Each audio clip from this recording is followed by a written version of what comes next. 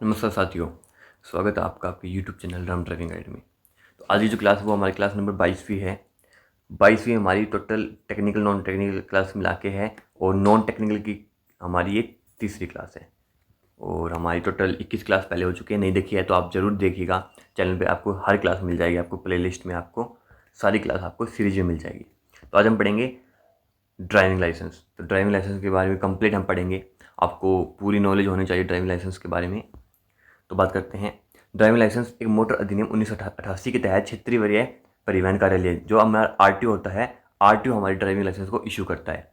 और 1988 के अधिनियम में ये दे रखा है, बताया गया है, जो किसी व्यक्ति को भारतीय सड़कों पर कानूनी रूप से मोटर वाहन चलाने के लिए अधिकृत करता है। मतलब आपके पास मैडेंट्री, आपके पास नेसेसरी होना चाहिए आपका ड्राइविंग लाइसेंस। बिना आप ड्राइविंग लाइसेंस के लिए आप आपके व्हीकल को ड्राइव नहीं कर सकते हो। ड्राइविंग लाइसेंस के प्रकार की बात करते हैं तो पहला जो प्रकार होता है वो हमारा लर्नर लाइसेंस होता है, जिसे हम LL लर्निंग लाइसेंस बोलते हैं। ये जब भी हम हमारा स्थायी लाइसेंस बनवाते हैं, हैवी लाइसेंस बनवाते हैं, तो सबसे पहले हमने लर्नर लाइसेंस की आवश्यकता होती है लर्नर लाइसेंस बनाने के लिए। लर्नर लाइसेंस क्या दर्शाता है? लर्नर लाइसेंस दिखाता है कि आप अभी लर्निंग पीरियड पे हो और आपका जो लाइसेंस है वो लर्निंग के बाद बनेगा। लर्निंग लाइसेंस तब दिया जाता है कि जब आप गाड़ी सीख रहे हो। उसका मतलब ये है आप लर्निंग पीरियड में हो। उसके बाद में आपको स्थायी आपको लाइसेंस दिया जाता है। बिना लर्निंग लाइसेंस आप स्थायी लाइसेंस के लिए आवेदन नहीं कर सकते हैं। लर्नर लाइसेंस की जो वैलिडिटी होती है वो 6 मंथ की आपकी वैलिडिटी आपकी लर्नर लाइसेंस की होती है। स्थायी लाइसेंस प्राप्त करने के लिए अस्थायी परमिट के रूप में ये जारी किया जाता है।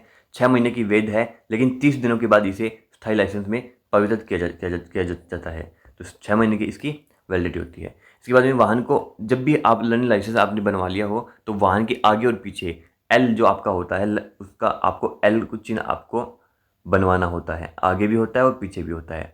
और ये जो है आपका एल, ये आपका रेड कलर में आपका होना चाहिए। ये आपको दर्शाता है आगे जो पीछे के जो आपके व्हीकल्स होते हैं उनको उनको पता लग जाता है कि आप लर्निंग आप पीरियड में हो अभी, और वो अपना सावधानी से अपना व्हीकल आपसे निकाल सकते हैं।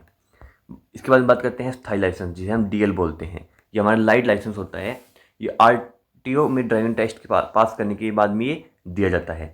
इसकी वैधता की बात करें तो इसकी वैधता ये मोस्ट इंपोर्टेंट है। जो ये आपका लाइट लाइसेंस होता है DL, इसकी जो वैलिडिटी है इस पे प्रश्न पूछे जाते हैं। तो इसकी वैलिडिटी होती है वो 20 वर्ष, क्या तो आपकी 20 वर्ष की वैलिडिटी होगी या फिर आपकी 40 वर्ष तक आयु की तक आपकी ये वैलिडिटी होगी। 40 वर्ष से कम आयु के व्यक्तियों के लिए मतलब 40 वर्ष की आयु तक ये वैलिडिटी होती है। इसके बाद में अगर आप 40 वर्ष से ऊपर हो या फिर आपका लाइसेंस जो है वो आपका एक्सपायर हो गया है, तो 40 वर्ष के बाद हर 10 वर्ष में नवीनीकरण कराना आवश्यक है। मतलब अगर आप 40 के हो गए हो और आपका एक्सपायर हो चुका है आपका लाइसेंस, क्योंकि 40 एज की एज तक ये वैलिडिटी होता है, उसके बाद में आपका 10 साल का रिन्यू में आपका हो जाता है। मतलब आप जब तक आप 50 साल के होंगे तब तक आपका लाइसेंस ये रिन्यू हो जाता है। उसके बाद में अगर आप 50 के हो जाते हैं फिर आप रिन्यू के लिए जाते हैं तो हर 5 वर्ष में नवीनीकरण आवश्यक है। तो आपका 5 वर्ष पे आपका दोबारा रिन्यू आपका हो कर दिया जाता है। उसके बाद में वाणिज्य ड्राइविंग लाइसेंस है, जिसे हम कॉमर्शियल लाइसेंस बोलते हैं, जिसे हम ट्रांसपोर्ट लाइसेंस बोलते हैं, जिसे हम हैवी लाइसेंस बोलते हैं। ये भारी माल वाहन HMV सार्वजनिक परिवहन वाहन चलाने के लिए आवश्यक ये आपका होता है। सरकार द्वारा अधिकृत ड्राइविंग स्कूल से विशेष प्रशिक्षण ये अनिवार्य है। मतलब जो भी आपको लाइसेंस आपको जो भी आपका बनवाता है, आपको सिखाता है, आपको लर्निंग पीरियड में जो आपको सिखाता है, वो आपका सर्वकार से आपका मान्य प्राप्त आपका होना चाहिए, या फिर सरकार से भी आप इसमें आवेदन कर सकते हैं। इसमें आपका जो रोडवेज वगैरह होता है, जैसे हरियाणा में तो हरियाणा रोडवेज वगैरह होती है, राजस्थान में भी शायद राजस्थान रोडवेज वगैरह होती है। गवर्नमेंट जो होती है वो आपकी लर्निंग पीरियड में आपको सिखाई दी जाती है। इसकी जो आपकी प्रशिक्षण की जो आपकी वो होती है, डेज होते हैं, वे आपके 35 डेज के अराउंड आपके होते हैं, जिसमें आपको कंपलसरी आपको अटेंड करना जरूरी होता है। इसके बाद में इंटरनेशनल आपका ड्राइविंग परमिट होता है, इंटरनेशनल ड्राइविंग लाइसेंस होता है। ये आपका होता है जब आप इंटरनेशनल आप विदेशों में आप जाते हो, तो आप विदेशों में अगर आपको गाड़ी चलानी है तो उसके लिए आपका होता है। इसकी जो आपकी वैलिडिटी होती है वो 1 साल के लिए आपकी होती है। हैवी की जो वैलिडिटी होती है उसमें आपकी हैवी की आपकी 5 साल की वैलिडिटी होती है। और एज की बात करें तो एज आपकी मिनिमम आपकी 20 वर्ष आपकी एज होनी चाहिए। 20 वर्ष एज होनी चाहिए, 5 साल की इसकी वैलिडिटी होती है, और 1 साल पुराना आपका LMV जो आपका लाइट लाइसेंस है, आपका जो DL है वो 1 साल पुराना होना चाहिए, तभी आपका बन सकता है। और आपका जो DL है, लाइट लाइसेंस है, उसकी 18 वर्ष आपकी मिनिमम एज होती है, और अगर आपका व्हीकल विदाउट गियर का है तो आप 16 वर्ष आपकी मिनिमम एज होती है। वो आपको पेरेंट्स के साइन वगैरह, पेरेंट्स की सहमति से आपको वो दिया जाता है 16 वर्ष पे, बट आपका व्हीकल है वो नॉन गियर आपका होना चाहिए। इसके बाद में मैंने आपको इंटरनेशनल ड्राइविंग लाइसेंस बता दिया, 1 साल की इसकी वैलिडिटी होती है। विदेश में वाहन चलाने के लिए आवश्यक होता है केवल वैध भारतीय ड्राइविंग लाइसेंस धारकों को ही ये जारी किया जाता है। 1 वर्ष के लिए वैध, लेकिन नवीनीकरण नहीं किया जा सकता, पुनः आवेदन करना होगा। मतलब आपका 1 साल पूरा हो जाता है तो वो दोबारा वो रिन्यू नहीं होता है, वो आपको दोबारा नए सिरे से आपको नया ही बनवाना पड़ता है। इसके बाद में आपका केमिकल वगैरह जो आपके ट्रांसपोर्ट होते हैं, जो आपकी रासायनिक आपकी जो सामान ट्रांसपोर्ट होती है, जहरीली सामान आपकी ट्रांसपोर्ट होती है, जैसे आपकी CNG LPG ट्रक्स हो गए, आपके पेट्रोल्स के ट्रक्स हो गए, आपके डीजल जो ट्रांसपोर्ट होते हैं, जो मतलब रासायनिक जो आपकी केमिकल्स होते हैं, केमिकल्स के आपके ट्रांसपोर्ट हो गए, उनकी जो आपकी वैलिडिटी होती है वो 3 साल की आपकी होती है। ये आपकी विशेष श्रेणियों के लाइसेंस में आपके ये आते हैं। इनमें बात करें तो परिवहन वाहन लाइसेंस, सबसे पहले परिवहन वाहन लाइसेंस, ये टैक्सी, ऑटो टैक्सी और यात्री बसों के लिए आवश्यक है। उसके बाद में जो राजनिक लाइसेंस है, ये विदेशी राजनिकों और दूतावास अधिकारियों के लिए ये जारी किया जाता है, मतलब जो आपके विदेशी राजनिक होते हैं। इसके बाद में इसमें बताया नहीं गया है, वो जो मैं आपको बता रहा था, जो केमिकल ट्रांसपोर्ट करते हैं, जो जो रासायनिक चीज़ें ट्रांसपोर्ट करते हैं, उनकी जो वैलिडिटी होती है वो 3 साल की वैलिडिटी आपकी होती है।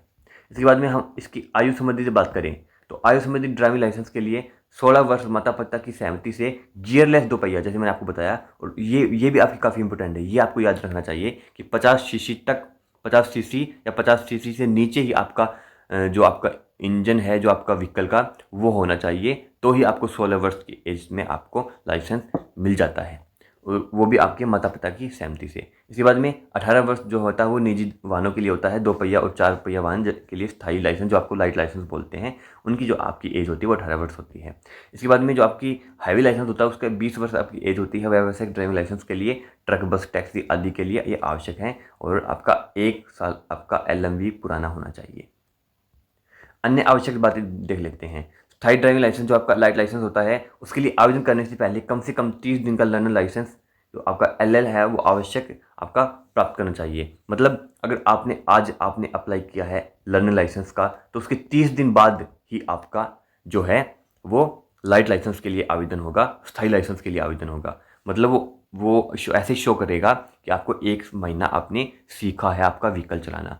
और मैक्सिमम कितने भी हो सकते हैं, मैक्सिमम 2 महीने भी हो सकते हैं, 3 महीने भी हो सकते हैं, 5 महीने भी हो सकते हैं, आपके 6 महीने भी हो सकते हैं।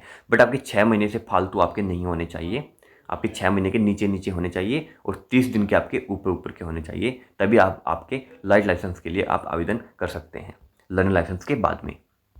इसके बाद में RTO में आपकी ड्राइविंग टेस्ट पास करना होता है, जो आपका LMV में भी करना होता है और आपका HMV में भी करना होता है। और इसमें आपका एक पेपर भी लिया जाता है, कंप्यूटर बेस्ड एग्जाम लिया जाता है, जिसमें आपके ट्रैफिक रूल्स और ट्रैफिक साइंस वगैरह का आपको कुछ क्वेश्चंस होते हैं, वो आपके LMV लाइसेंस के लिए होते हैं। बाकी अब मेरे को नहीं पता कि टेस्ट लिया जाता है नहीं लिया जाता है, बट ड्राइविंग टेस्ट आपका होता है। पहले जब मैंने बनवाया था, जब मेरा पेपर भी हुआ था और ड्राइविंग टेस्ट भी मैंने पास किया था, मेरे टाइम पे तो आप ये होता था। मैंने लगभग 4 साल हो गए लाइट लाइसेंस को, तो 4 साल पहले मैंने बनवाया था, तो मेरा पेपर भी हुआ था। उसके बाद में बात करते हैं ड्राइविंग लाइसेंस के लिए आवश्यक दस्तावेज।